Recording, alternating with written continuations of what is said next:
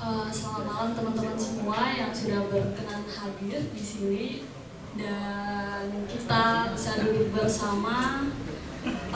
Sebelumnya saya mau ini dulu ya, sebentar cari tab dulu.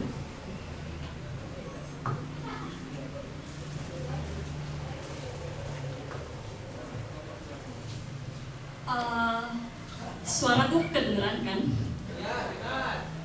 Sebelumnya kenalin, aku Maya. Teman-teman semua mungkin udah ada yang kenal sama aku di sini.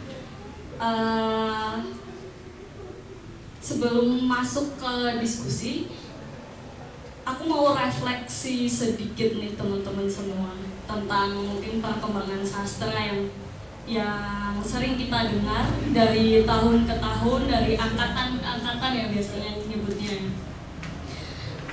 Sebenarnya sastra di era ini itu sangat kontras perbedaannya, di mana teknologi mungkin sudah berkembang cukup pesat yang mana itu menjadi momok tersendiri, dan ternyata hal itu juga berpengaruh ke sastra itu yang semakin kesini semakin adaptif, semakin tumbuh dengan bisa tumbuh di mana saja dan kapan saja dan siapa saja yang ingin mencari sastra itu sendiri.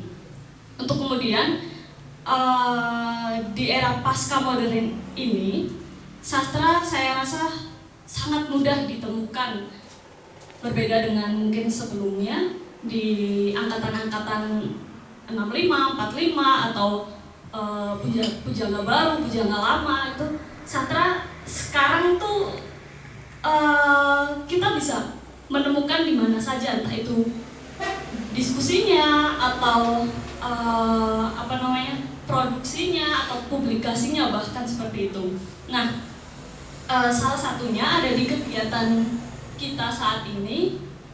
Kegiatan Bincang Rasa ini sebenarnya seperti yang sudah dijelaskan sama Mas Alfi tadi, Bincang Rasa adalah sebuah ruang yang bisa kita gunakan untuk duduk bersama dan berdiskusi bersama juga. Kita membicarakan berbagai bidang lintas seni khususnya, dan semoga ini dapat berpengaruh ke bidang-bidang ilmu lainnya yang mungkin masih sejalan dengan seni. Nah, di sini program ini juga hasil kolaborasi dari Sekitaran Kopi dengan Roni Project Management, di mana Bincang Rasa ini akan menghadirkan kegiatan-kegiatan serupa. Jadi teman-teman mungkin yang belum follow Sekitaran Kopi bisa untuk follow terlebih dahulu, karena nanti banyak kegiatan menarik di situ yang sayang untuk dilewatkan. Begitu. Adapun sesi Bincang Rasa kali ini kami menghadirkan dua narasumber yang sangat luar biasa sekali, sangat istimewa dengan karya yang akan kita bahas pada malam hari ini.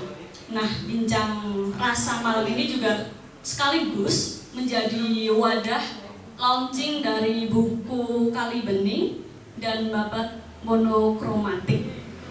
Sebelumnya mungkin saya perkenalkan terlebih dahulu narasumber yang pertama. Ini di sebelah kanan saya ada Mas Yusuf AN. Beliau lahir di Wonosobo pada tahun 1984 dan saat ini tercatat sebagai salah satu dosen di Universitas Sains Al-Quran. Di sini ada yang dari Unsik. Halo teman-teman Unsik. Pak, boleh kenalin mungkin yang jomblo. Novel Kailasa ini menjadi novel kelima ya Pak, yang mungkin diantara kelima tersebut ada novel yang sudah pernah teman-teman baca. Kailasa atau gadis kecil yang mencintai insan dan lain sebagainya. Untuk bisa terhubung sama Pak Yusuf, teman-teman bisa follow Instagramnya mungkin di @yusuf.an. Kemudian yang narasumber kedua ini Mas Agus WP. pujangga yang pernah kuliah di 2 universitas ini ternyata mahir sekali menyimpan peristiwa dalam bentuk bahasa, ya Mas Agus. Beliau kuliah di Unsik dan di UGM. Ternyata dengan latar belakang pendidikan sastra, beliau tidak lantas hanya mahir di sastra saja, banyak lintas seni yang beliau tekuni seperti seni musik dan seni lukis. Benar, Mas Agus? Ya. Oke. Oke, langsung saja kita berdialog ria dengan mereka. Namun sebelumnya sedikit saya paparkan tentang novel dan buku yang mereka tulis. Yang pertama ini ada Kali Bening. Ini merupakan novel yang bercerita tentang pergolakan dari sistem pendidikan mungkin yang sedikit awam di mata masyarakat luas, dan dengan ciamik beliau menyajikan itu dalam sebuah novel. Kemudian ada Babat Monokromatik, itu adalah sebuah kumpulan puisi yang mana mungkin sebagian besar temanya itu agak-agak melankolis, katakanlah seperti itu, yang banyak menyimpan peristiwa-peristiwa yang mungkin dialami oleh penulisnya. Nah, langsung saja kita diskusi. Yang pertama ini saya melihat sastra itu sebagai cerminan dari realitas gitu, dimana banyak kita lihat ketika membaca sebuah sastra itu kita berbenturan dengan fenomena sosial, atau mungkin kita berbenturan dengan latar belakang dari penulis itu sendiri. Nah, di sini yang ingin saya tanyakan mungkin untuk Mas Agus dan Mas Yusuf, apa sih latar belakang dari buku yang ditulis gitu? Mungkin bisa dari Mas Yusuf terlebih dahulu, silahkan.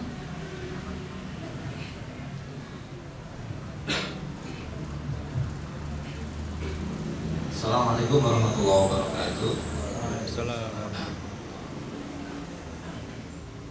Terima kasih teman-teman yang hadir pada malam hari ini. Terkhusus terima kasih pada Romi Project, Mas Alfi, dan Mas Faik, dan semua kru sekitaran kopi yang sudah mempersiapkan acara ini sekitar 2 minggu yang lalu. Sekali lagi saya terkesan sekali dengan acara pada malam hari ini. Terima kasih juga teman-teman yang sudah hadir, terutama para tamu undangan, senior saya dan Mas Aki. Di luar Mas Aki mungkin bisa masuk nanti baca puisinya Agus ya Mas, dan teman-teman yang lain yang tidak bisa saya sebutkan satu persatu.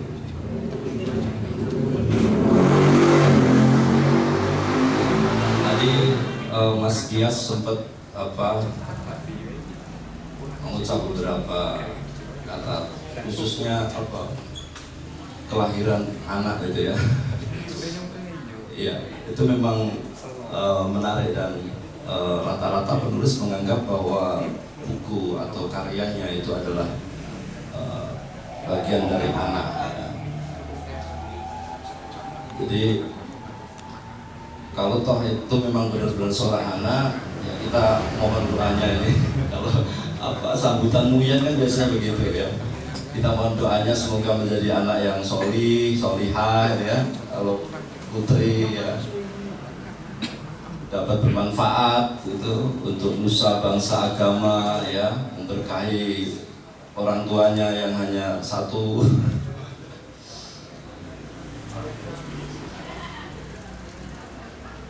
Oh ya, tentang Kali Bening ini saya cerita sedikit aja mungkin Mbak ya, nanti sebelum dilanjutkan Mas Agus. Jadi itu novel yang kelima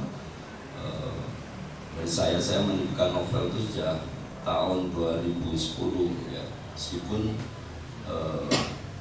saya menggeluti dunia sastra ya sejak kuliah. Kuliah saya satu waktu di Jogja itu tahun 2002.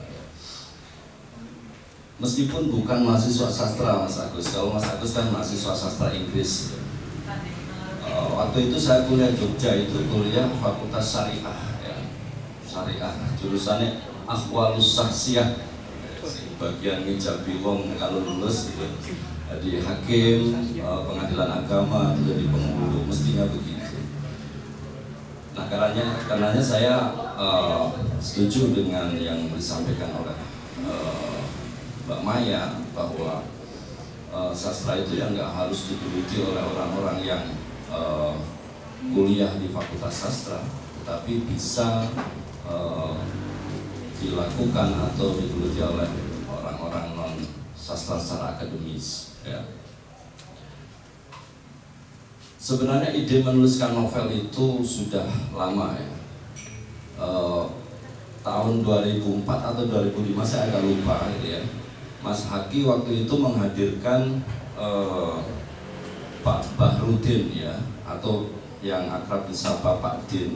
Pak Din ini merupakan founder dari Qoryah Thayyibah, dari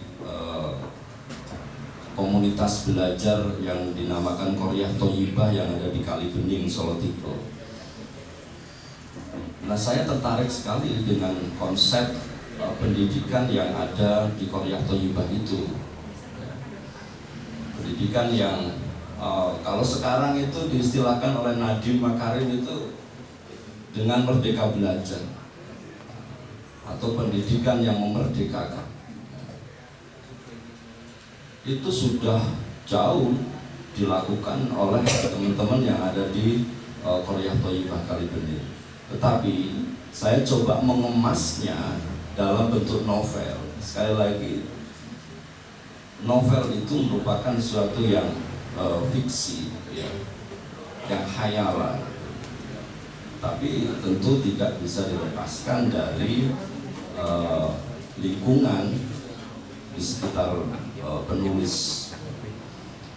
Di novel Kalibening, di halaman awal itu saya sudah menyatakan bahwa novel ini terinspirasi dengan proses pembelajaran, kegiatan pembelajaran yang ada di Qoryah Thayyibah Kalibening. Tapi bahwa novel itu adalah fiksi, tokohnya, latarnya, ya, alurnya, dan ceritanya itu adalah fiksi belaka.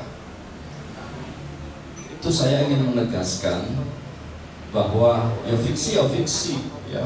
Terkait saya terinspirasi dari Kalibening itu ya hal lain yang mungkin itu ketika kita membaca itu bisa dikaitkan dengan suatu yang ada di Kalibening, Qoryah Thayyibah itu, tetapi tidak bisa disamakan persis secara persis. Nah, sementara ini kan kajian-kajian tentang pendidikan, ya, khususnya tentang pendidikan yang memerdekakan, itu banyak dikupas atau ditulis dalam karya-karya ilmiah, ya, baik skripsi atau tesis dan lain sebagainya. Kritik terhadap dunia pendidikan kita ini masih jarang sekali muncul pada ranah fiksi. Padahal ini sangat memungkinkan ya untuk memasukkan memberikan ingatan yang lebih lama ya. Kalau fiksi kan ingatannya bisa lebih lama dan bisa lebih masuk ya, karena dia bersifat cerita. Saya nggak tahu apakah saya sudah berhasil atau tidak dalam masukkan teori-teori pendidikan ke dalam fiksi itu ya. Jadi teman-teman mungkin untuk mengetahui itu juga mesti baca dulu novelnya, itu ada di luar. Nah, yang saya ingin sampaikan juga adalah eh, novel itu sempat lama ya. Saya mulai proses itu sudah sangat lama, sejak tahun 2015 saya menulis, sempat terhenti lama. 2017 atau 18 saya sempat nyewa kamar itu sama Mas Erwin, waktu kantornya Mas Erwin masih di mana? Di Suruni, ya di Wonosobo Express itu. Saya nyewa kamar di sana untuk merampungkan novel itu. Benar-benar saya niatkan untuk merampungkan novel itu dan saya selesai. Meskipun kemudian mengalami banyak perubahan, terutama ketika saya berdiskusi dengan Vina itu, Vina Afidatus Sauda itu yang merupakan mantan atau pelaku pertama siswa di Kalibening itu mungkin sedikit pengantar dari saya sebelum nanti kita lebih banyak berdiskusi. Terima kasih sekali lagi Mbak Maya dan teman-teman.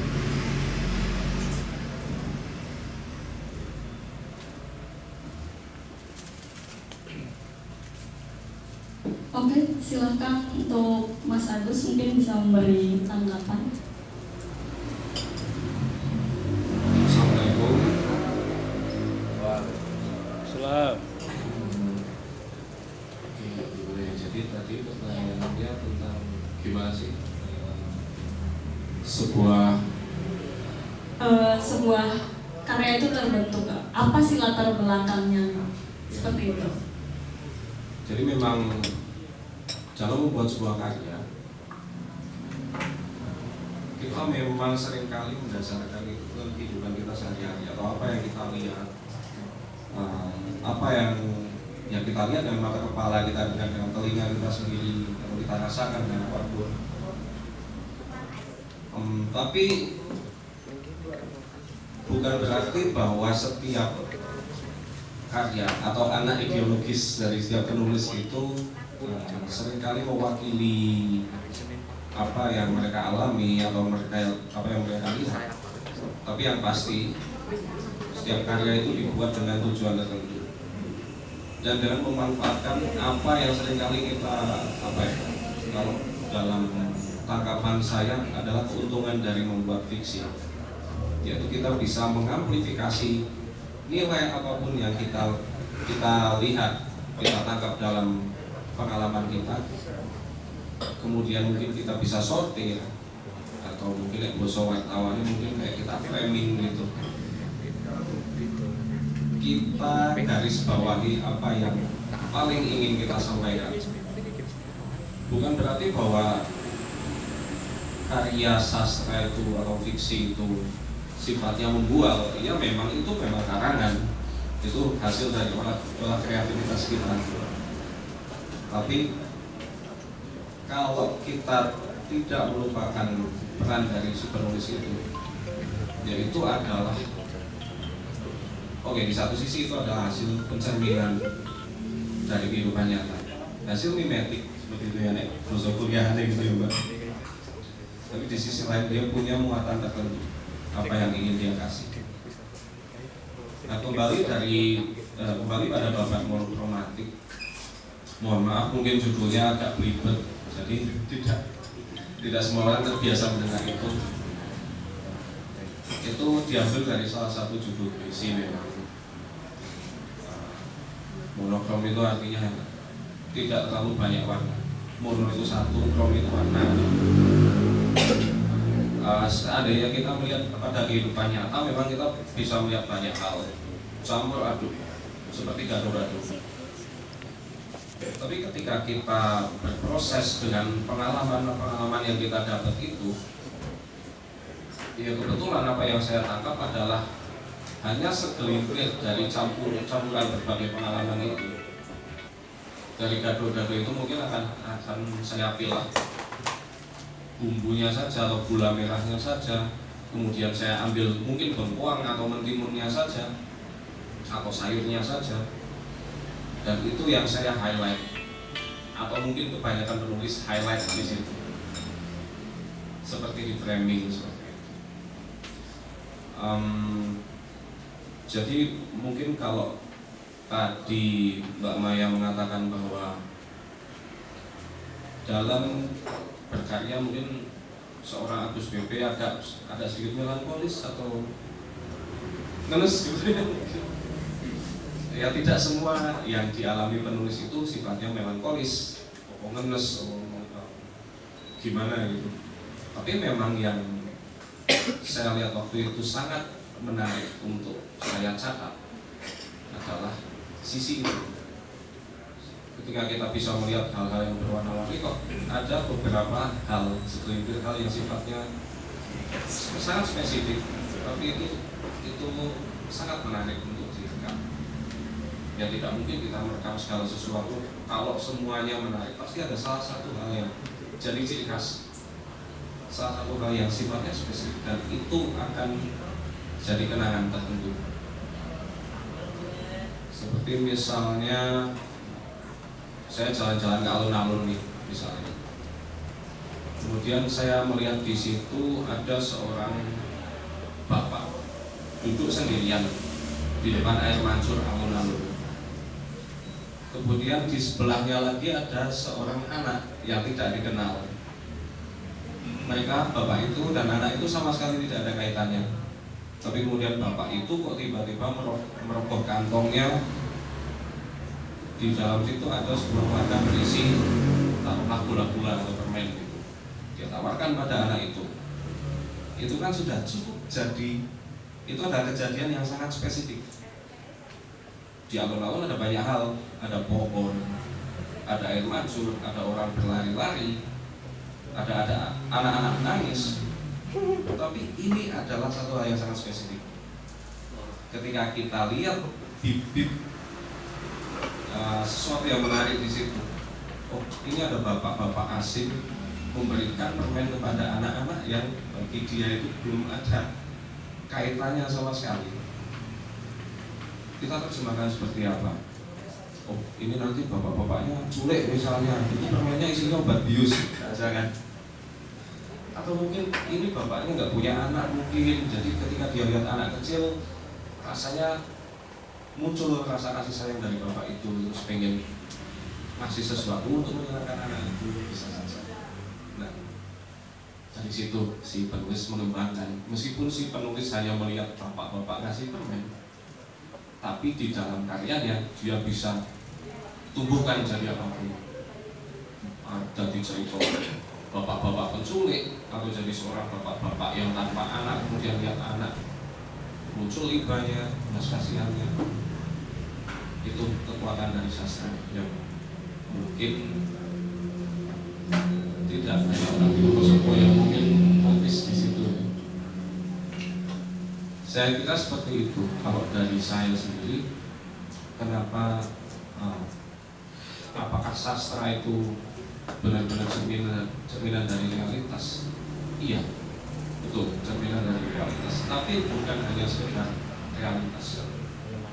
Dia dilakukan untuk satu tujuan, dan itu bisa menjadi profesi. Demikian, Pak. Oke. Terima kasih untuk Mas Yusuf dan Mas Agus. Sangat variatif sekali ternyata jawabannya, dan juga sangat-sangat luas. Proses berkreatif itu bisa datang dari mana saja, dan tidak terbatas ruang dan waktu. Teman-teman semua, nanti kita ada sesi tanya jawab.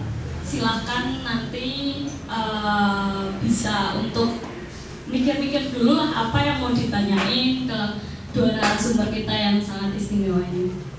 Selanjutnya, melalui bahasa itu ternyata tuh cukup mudah untuk memberikan semacam sudut pandang atau pandangan yang dimana ketika kita melihat multikulturalisme itu kita bisa dengan leluasa untuk menyajikan itu ke pembaca gitu. Melalui tulisan kita, kita melihat suatu fenomena gitu. Nah, kira-kira apa sih yang pengen disampaikan oleh penulis dari karya yang baru saja diterbitkan ini? Sederhananya tuh kayak apa sih harapan horizon dari penulis ke pembaca begitu? Silakan untuk Mas Agus terlebih dahulu mungkin, monggo. Nggak dikasih jam istirahat agak pegel ya. Sebenarnya tidak ada harapan spesifik sih. Ketika apa yang melatar belakangi saya pribadi untuk menulis itu kan dia itu seperti buku catatan, atau mungkin kalau di handphone itu seperti aplikasi notes. Saya melihat apa, saya ada hal yang menarik, kemudian saya tulis di situ.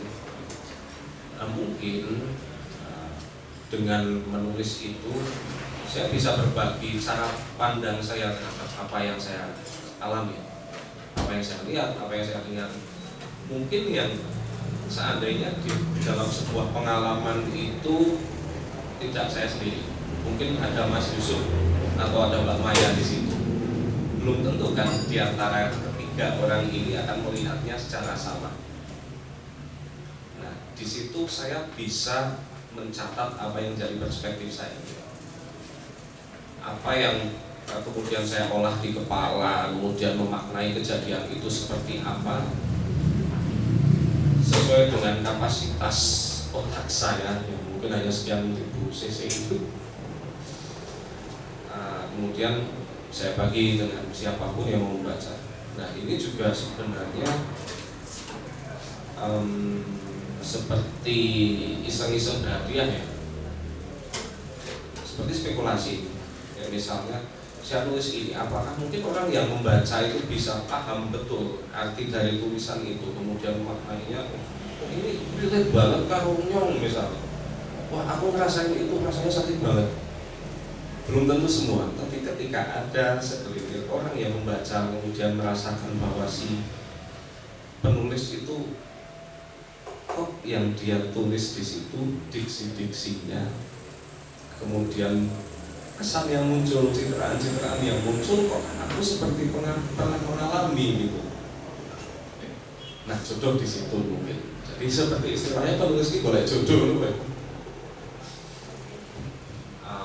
Itu sebenarnya seperti pendek kata itu adalah catatan, dan catatan itu bukan seperti kamera yang memotret apa adanya, tapi dia itu seperti catatan, benar-benar catatan. Kalau si penulis pintar menulis, ya dia akan terlihat bagus tulisannya. Tapi kalau penulisnya kayak saya, tulisannya sambil rumput, ya akan butuh usaha lebih untuk membaca tulisan itu. Demikian. Ya, tapi puisinya Mas Agus ini cocok banget dikutip di Instastory. Teman-teman barangkali belum pada baca, bisa dipesan langsung ya Mas, pre-order atau di depan, di meja depan. Okay, ada beberapa sampel kalau ada yang berkenan. Ya, silahkan, boleh sambil dibaca. Selanjutnya untuk Mas Yusuf, gimana nih? Saya sama dengan Mas Agus. Tapi gini, sedikit aja nambahin ya. Saya kaitkan dengan novel Kalibening gitu. Ya, saya sekolah kan udah lama lah, SD, SMP ya. Kita juga sekolah SD, SMP dan lain sebagainya. Kebetulan juga setelah selesai S1 saya jadi guru gitu ya. Jadi guru selama kurang lebih 7 tahun gitu ya. Setelah itu ngajar di universitas. Kehidupan saya dari kecil sampai hari ini itu berkutat di wilayah atau di dunia pendidikan. Dan saya melihat dari secara langsung ya, bagaimana pendidikan itu berjalan, baik ketika saya jadi siswa ataupun ketika saya jadi guru maupun jadi dosen. Ada banyak yang ingin disuarakan, tapi tentu kalau kita hanya asal bersuara, ya mungkin suara kita terdengar parau dan tidak didengarkan.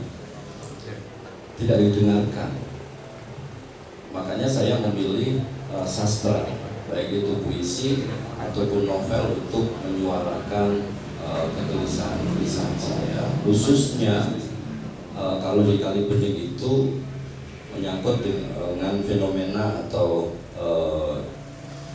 hal-hal yang terkait dengan dunia pendidikan kita hari ini, ya.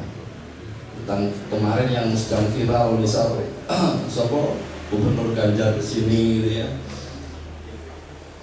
infak, ya, komodifikasi agama, ya, anggaplah begitu, ya. Dalam rangka untuk meminta sumbangan dari orang tua, ya, karena memang bos itu nggak mencukupi, ya, untuk menggaji guru dan lain sebagainya. Tapi kenapa harus ada istilah sekolah gratis, ya?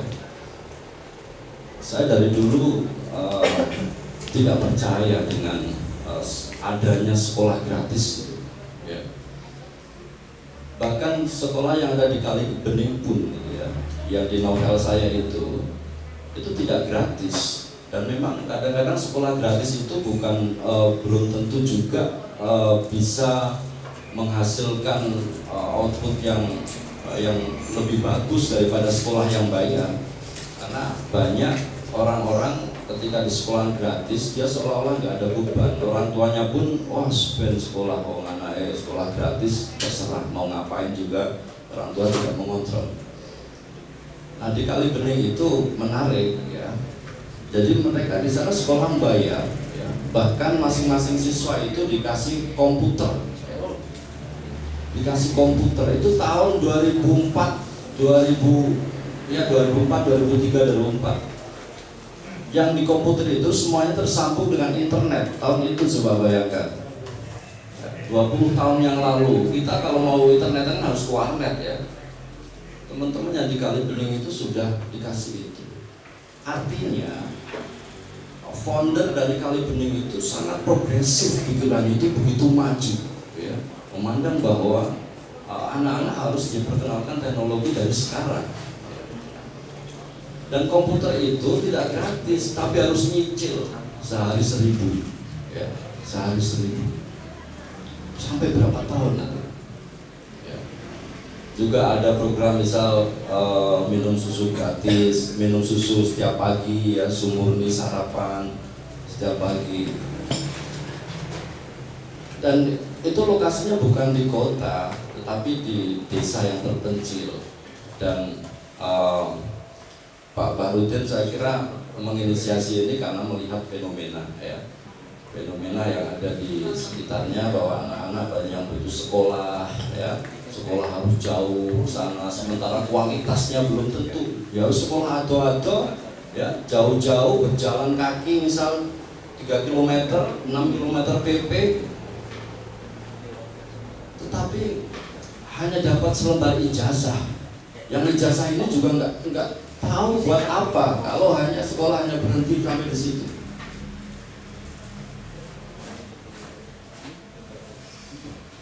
Nah, kita tentu merindukan sekolah-sekolah model Korea Toyiba, model yang ada di Kali Bening itu di Wonosobo, yang beberapa Mas Aki sudah menginisiasi itu PAUD namanya, Sanggar Alam, ya. Saya kira itu. Baik, terima kasih, luar biasa sekali teman-teman. Mungkin saya boleh minta tepuk tangannya.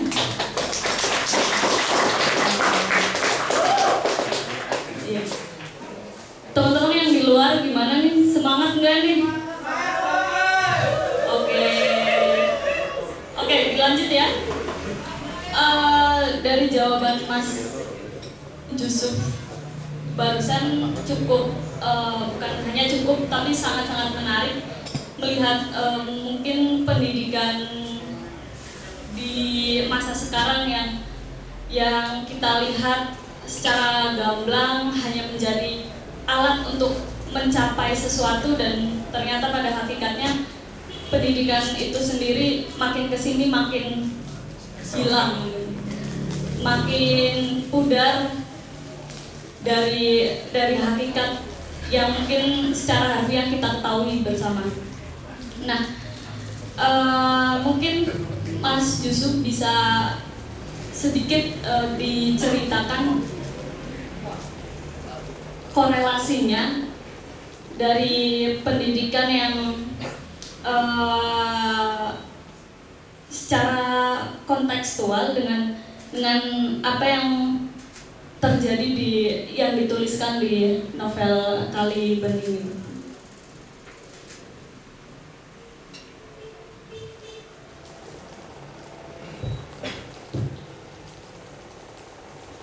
Mungkin begini, ada satu kalimat bijak yang kita tentu sudah tahu, lebih baik menyalakan lilin daripada menutupi kegelapan. Itu dalam sekali. Dan kalau kita bisa mengaplikasikan itu, saya kira ya pendidikan di Indonesia akan sangat maju. Nah, sementara ini kan kita lebih banyak berteori, ya kan? Betapa banyak skripsi, ya, penelitian tentang pendidikan, betapa banyak profesor-profesor yang ahli dalam bidang pendidikan. Tetapi hanya segelintir orang saja yang mau bergerak, ya, yang mau action, yang mau enter untuk terlibat langsung dalam membangun, yang memperbaiki pendidikan di Indonesia. Nah, sebagai penulis, bisanya saya untuk ikut membangun dunia pendidikannya salah satunya dengan itu. Ya, selain di ranah praktis saya mengajar gitu ya. Nah, banyak caci maki, banyak hal-hal yang tidak kita setujui. Kadang-kadang tidak kita keluarkan secara tepat, ya, hanya lewat komentar-komentar yang postingan-postingan yang itu sama sekali tidak memberikan efek, tidak berpengaruh. Ya, kita sudah tahu lah bagaimana pendidikan kita sekarang, meskipun ya ada peningkatan lah, tidak seperti dulu, ya. Ada gebrakan-gebrakan yang ya tentu ada plus minusnya. Tapi yang ingin saya tegaskan itu saja, Pak. Ya, mungkin dengan membaca novel itu ya bisa sedikit memberikan satu masukan, ya, terutama bagi penggawa pendidikan sih. Tapi kan nggak mungkin lah, misal Nadiem itu baca novel saya itu kan harus taneh lampon bahasa. Tapi paling tidak dengan adanya acara-acara seperti ini, ya, kemudian disiarkan, ya, terima kasih Rosobozon dan lain-lain, ya, ini bisa, semoga bisa berdampak. Ya, luar biasa sekali. Saya juga sempat membaca novelnya meskipun belum selesai, dan sangat menarik teman-teman semua, sangat layak untuk dibaca dengan bahasa yang kontemplatif tapi ramah untuk semua kalangan. Begitu. Selanjutnya nih buat Mas Agus, saya melihat banyak dari karyanya itu yang ada di buku Babat Monokromatik ini khususnya, itu banyak sekali unsur melankolisnya seperti yang saya sebutkan tadi, meskipun tidak semuanya gitu. Nah, mohon maaf, ini gimana sih Mas caranya bisa berdamai dengan kesedihan gitu, untuk kemudian malah bisa dijadikan sebagai sebuah karya gitu. Itu kan sesuatu yang luar biasa gitu untuk kita semua mungkin yang ada di sini. Silakan Mas Agus. Ada pertanyaan, Pak? Kalau ganti bisa.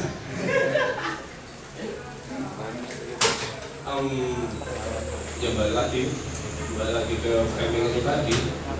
Oke, misalnya ada banyak cara untuk menciptakan musik. kita bisa bikin musik musik punk misalnya dengan gebukan drum yang monoton dengan gitar yang seperti itu, kemudian dengan lirik yang sangat penuh kata-kata dan dibawakan drum. Atau kita bisa bikin lagu dangdut yang ngajak orang lain untuk goyang gitu, bisa saja. Atau kita kenal mungkin di tahun 80-an itu kita kenal ada pop mehe-mehe atau pop menye-menye begitu. Kalau diibaratkan musik ya mungkin puisi yang melankolis itu mungkin seperti pop menye-menye itu mungkin. Jadi yang kita ambil adalah ya kita pernah dengar, mungkin ada teman yang pernah dengar sebuah lagu yang judulnya Always Look at the Bright Side of Life misalnya. Cobalah lihat dari sisi positif dari kehidupan itu. Tapi opo yo semua orang harus melihat sisi positif dari kehidupan itu. Bukannya kehidupan itu ada banyak faset seperti itu kan. Nah, albuk kono-kono ki cengeng sithik ora apa-apa ngono lho. Ada kalanya kan kita memang tidak bisa terus melihat semuanya itu terus dibikin optimis gitu. Ada saatnya mungkin gimana ya? Apalagi generasi sekarang itu kan sadar betul dengan kesehatan mental gitu. Aku kan.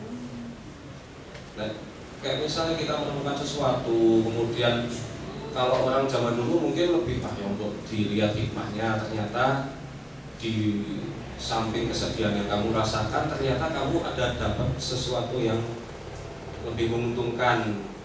Misalnya ternyata kamu habis ditolak cewek, ternyata udah ada yang ngantri di belakang gitu nungguin kamu gitu. Misalnya gitu.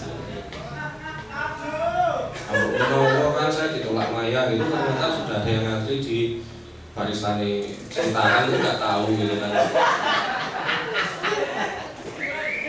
Antri apa?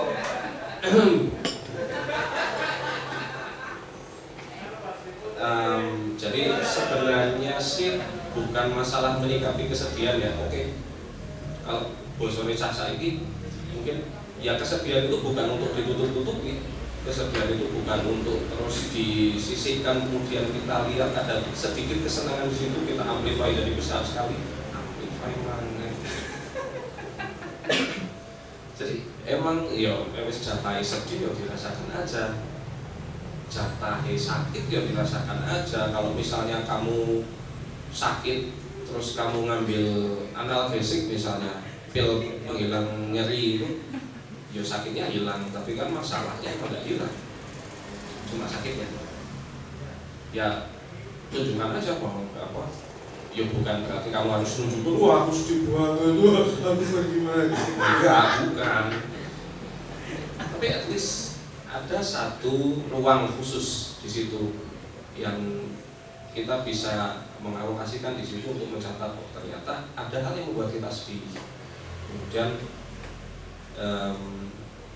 apa ya, mungkin itu bisa buat referensi ke depannya bahwa ya, kesedihan ini memang manusiawi dan kita besok dituntut untuk supaya hal ini tidak terulang kembali.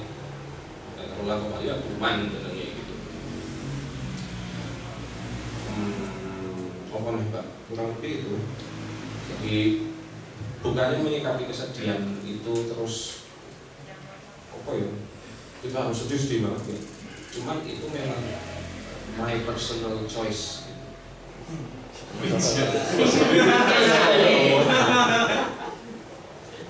Demikian. Iya, saya baru saja mendapat ilmu baru. Ternyata kesedihan juga bisa dipaksa menjadi indah gitu, lewat puisi, karena hakikatnya puisi itu kan salah satu sastra yang mana keindahan yang diejawantkan di dalam bentuk bahasa. Nah, selanjutnya mungkin agak garing ya kalau cuma aku yang nanya sama Mas Yusuf sama Mas Agus. Teman-teman silakan dari perbincangan kita sebelumnya. Sekarang saya buka aja deh sesi buat tanya jawab. Barangkali teman-teman mau bertanya tentang pengalaman Batin yang bagus atau apapun tentang mungkin hal-hal menarik yang ada di novel Kali Pendiri. Silakan teman-teman yang mau bertanya untuk bisa raise hand, menunjuk ke langit-langit biar dinotis sama aku. Silakan teman-teman. Oke.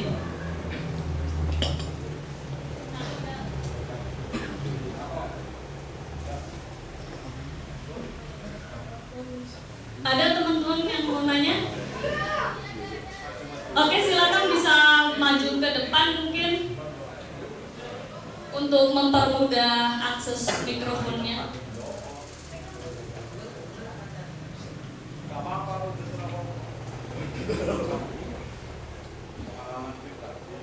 Jadi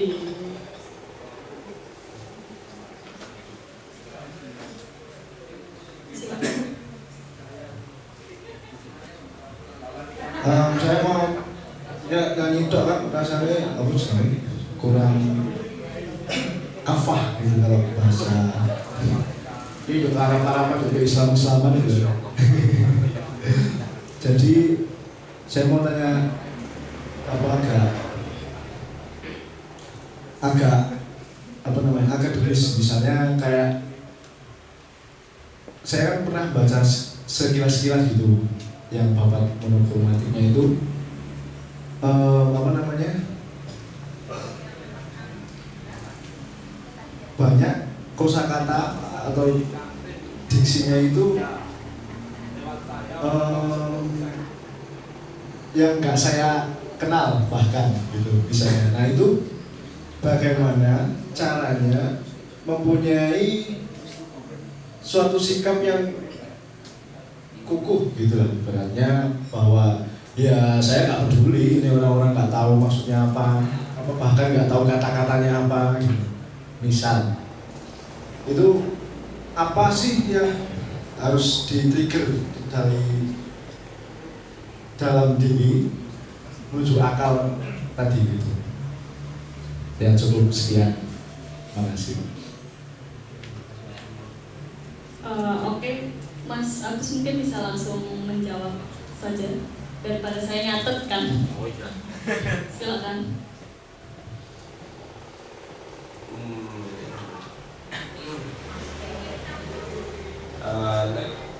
Bagi saya itu kembali lagi ke tadi sih tujuan nulis ya. Kalau nulis memang ada banyak penulis-penulis produktif di luar sana seperti Mas Yusuf ya, yang dia menulis dengan tujuan yang sangat jelas gitu. Mungkin ketika beliau menulis Kali Bening, tujuannya jelas untuk untuk memberikan wawasan kepada pembaca bahwa ternyata di luar sistem pendidikan yang ada loh sistem pendidikan yang seperti ini. Kemudian dikasih lah, misalnya bahasa produknya ya manualnya gitu di situ. Mungkin ada penerapan teknisnya di situ. Tapi kalau untuk hal seperti puisi kan kita tidak mungkin masuk hal yang sangat teknis seperti itu.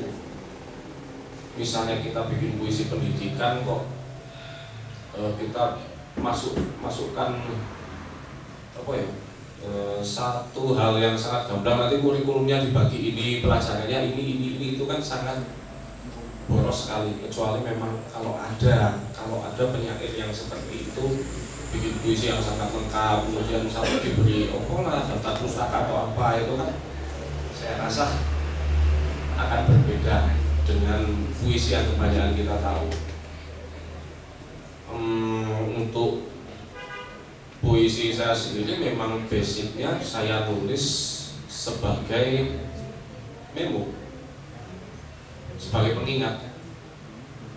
Jadi saya melihat misalnya saya main ke laut, misalnya main ke pantai, kemudian saya lihat di situ kok ada pasir banyak banget, ada air lautan banyak banget. Saya melihat ke seluruh horizon itu isinya air semua. Terus kalau misalnya saya jadi laut itu, kalau saya haus gimana gitu? Saya mau minum apa? Gitu.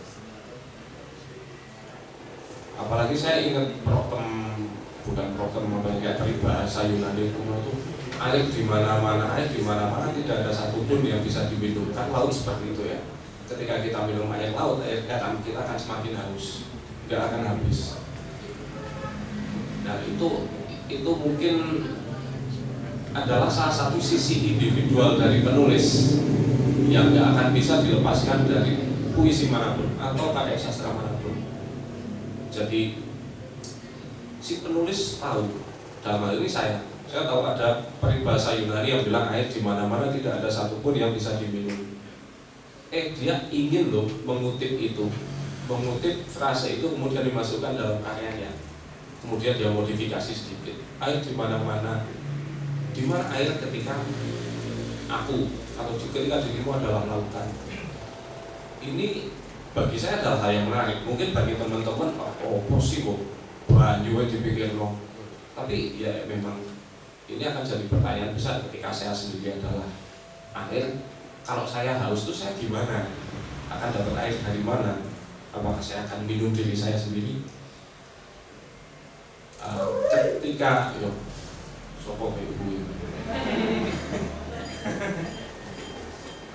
jadi ketika ngomongin soal keberterimaan puisi, kok ini diksinya susah dimengerti, kok ini ada kata-kata yang asing yang saya belum pernah mendengar. Maka ini kembali ke kayak iseng-iseng berhadiah itu tadi, kayak spekulasi tadi. Kalau memang ada pembaca yang benar-benar relate, ada uski judulnya. Tapi kalau ada pembaca yang kurang paham, kalau mungkin masih gitu misalnya, ya kalau dia memang benar-benar penasaran, biar curiosity itu menuntunnya untuk mencari ini sebenarnya artinya apa sih. Tapi kalau memang dia baca puisi secara sekilas dan ternyata itu tidak menarik, ya apesnya si penulis itu. Memang itu resiko yang harus diambil oleh penulis puisi. Lebih begitu. Oke, luar biasa sekali. Mana tepuk tangannya buat Mas Agus? Ya, seperti saya juga pernah mendengar salah satu mungkin maestro sastra di Indonesia, Pak Sapardi Djoko Damono, juga pernah mengatakan bahwa sebuah karya sastra itu tidak menarik jika hanya dimaknai secara gamblang saja. Jadi nggak apa-apa kalau teman-teman mau baca puisi atau apa sambil pikir dikit gitu lah, katakanlah. Nah, gimana tadi Mas Dias sudah cukup menjawab? Oke, silakan.